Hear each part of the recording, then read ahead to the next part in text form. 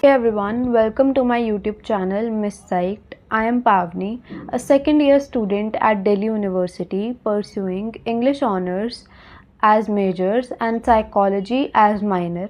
Basically, I wanted to take psychology honors as my major subject, but due to lack of guidance, I had to face some problems, and I am here with English honors as majors and psychology as minor, which was my second preference. So I have made this channel especially for you guys so that you don't lack in guidance from anywhere through this journey from 12th boards to CUET till entering the university. I am here for you guys.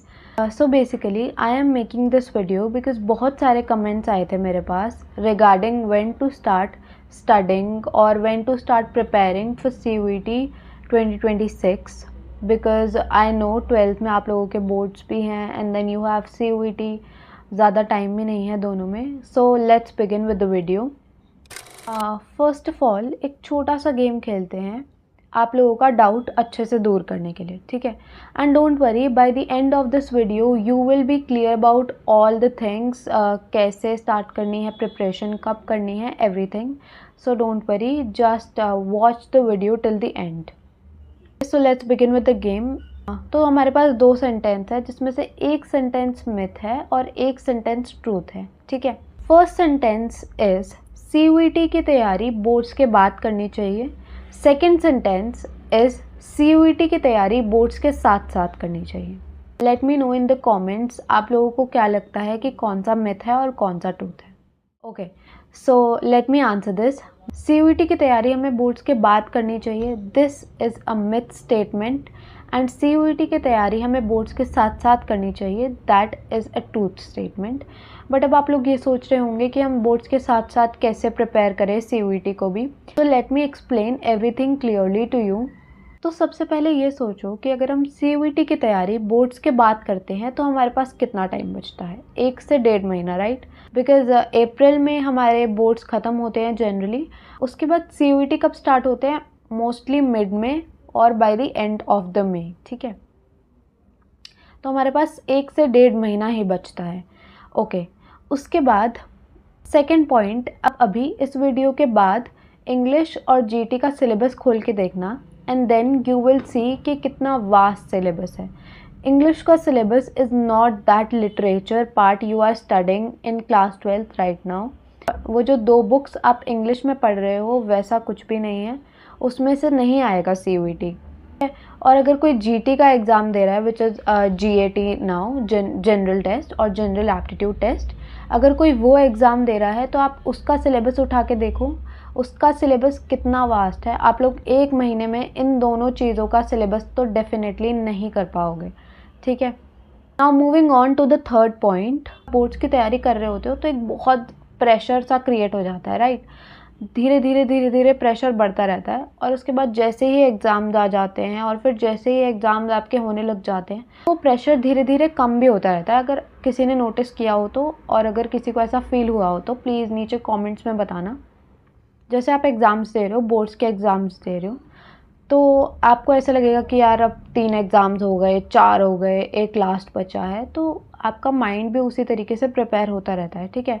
एक last बचा है, एक last बचा है, उसके बाद तो ये उसके बाद तो ये करेंगे, वो करेंगे, फ्रेंड्स के साथ एंजॉय करेंगे, घूमेंगे, यहाँ घूमने जाएंगे. मतलब एग्ज़ाम टाइम पे आपके जब लास्ट के 1 या 2 एग्ज़ाम बच जाएंगे तो at that point of time you will be thinking about कि हमें एग्ज़ाम्स के बाद क्या करना है.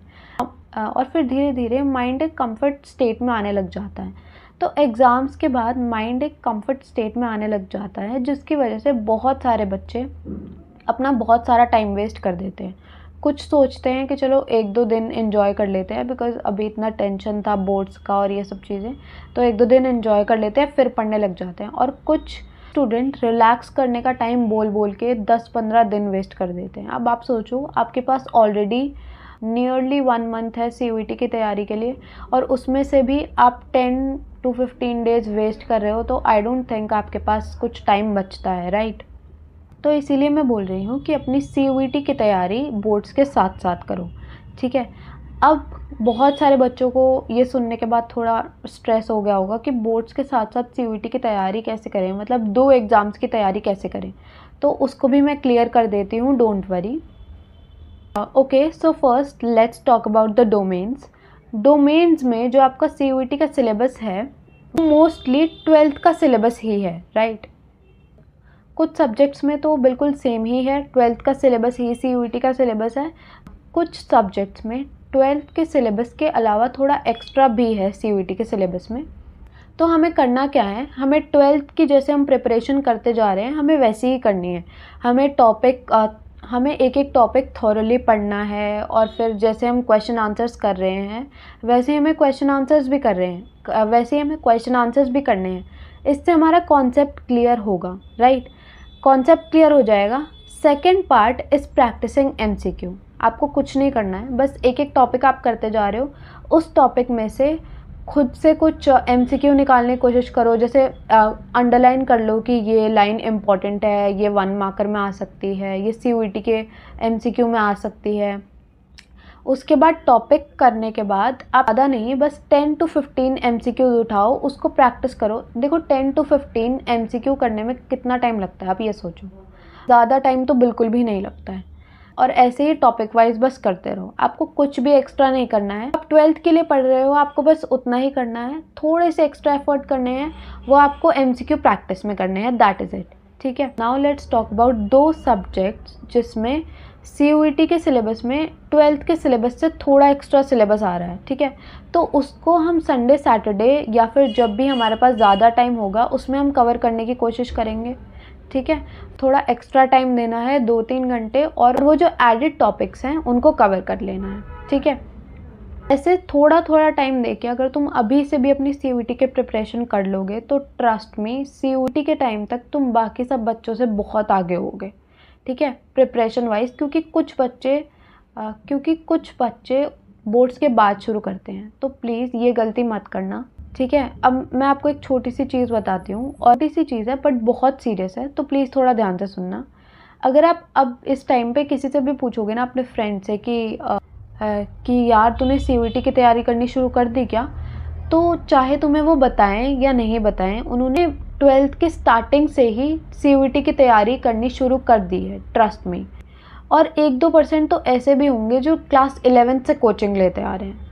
और मैं तुम्हें ये नहीं कह रही कि तुम कोचिंग जाओ, अगर तुम्हें खुद से सेल्फ स्टडी करनी है तो तुम खुद से भी कर सकते हो, बिकॉज आई नो कि सीयूईटी की कोचिंग की काफ़ी हाई फीस है और वो हर कोई अफोर्ड नहीं कर पाता है, ठीक है। आपको कोई भी कोचिंग ज्वाइन नहीं करनी है, आपको सेल्फ स्टडी करनी है। वेरी नाइस, वेरी गुड, बहुत अच्छा डिसीजन लिया है आपने। सेल्फ स्टडी से बेटर ऑप्शन कुछ भी नहीं है। पर उसके बाद भी आपको थोड़ी सी गाइडेंस की ज़रूरत होगी, तो अगर आप मेरा चैनल सब्सक्राइब कर लोगे तो वो गाइडेंस भी आपको मिल जाएगी, और तो आप लोगों को वो लैक ऑफ गाइडेंस भी फील नहीं होगी जो मेरे टाइम पे मुझे फील हुई थी। So I have planned something for psychology students, जिसके पास भी साइकोलॉजी है क्लास 12th में, जो भी साइकोलॉजी का सीयूईटी में एग्ज़ाम देने वाला है। I will be launching 10-minute series very soon on this Miss Psyched channel, especially for psychology students, because I feel कि बाकी सब सब्जेक्ट्स के लिए तो हमारे पास इनफ कंटेंट है, इनफ रिसोर्सेज हैं यूट्यूब पे, बट आई फील कि साइकोलॉजी के लिए अब भी हम थोड़ा सा लैक कर रहे हैं। तो वैसे तो मैं ऑलरेडी लाइव क्लासेस लेती हूँ साइकोलॉजी की। If any one of you want to join you can, but if you don't want to join my live classes, no worries.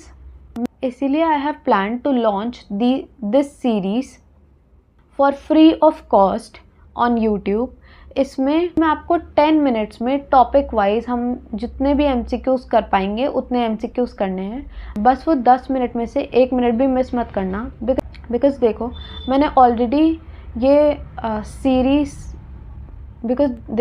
Already ये सोचा है कि मैं 10 मिनट की ही वीडियो रखूँगी, क्योंकि एज आई एम सेइंग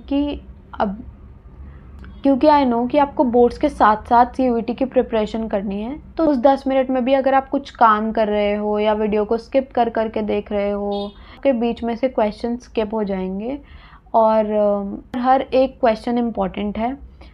तो आपको बस वो 10 मिनट की वीडियो चलानी है और जैसे जैसे मैं सॉल्व करवाऊँगी एमसीक्यूज़, आपको खुद से एक नोटबुक और पेन लेके बैठना है और आपको खुद से सॉल्व करना है, ठीक है। सो यस, ये सीरीज़ बहुत जल्दी आने वाली है, सो स्टे ट्यून, मेरे चैनल को सब्सक्राइब कर लो। And now let's talk about दो स्टूडेंट जो इंग्लिश और जीटी का एग्ज़ाम देने वाले हैं।